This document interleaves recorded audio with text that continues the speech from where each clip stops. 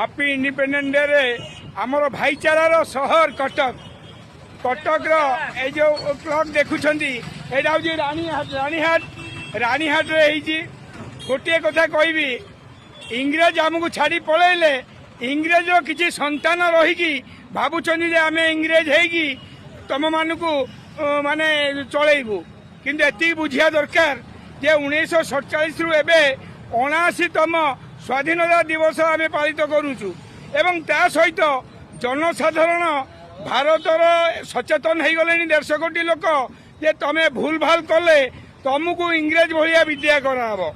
ଇଂରେଜ ପଳେଇଛନ୍ତି ସତ, କିନ୍ତୁ କିଛି ଇଂରେଜ ହେଇକି ଆମକୁ ଶାସନ କରିବାକୁ ଚେଷ୍ଟା କରୁଛନ୍ତି।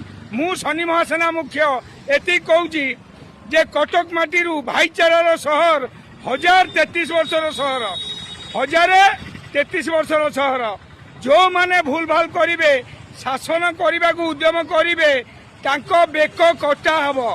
ଶନି ମହାସେନା ତରଫରୁ ତାଙ୍କ ବେକ କଟା ହେବ, ଗ୍ୟାରେଣ୍ଟେଡ୍।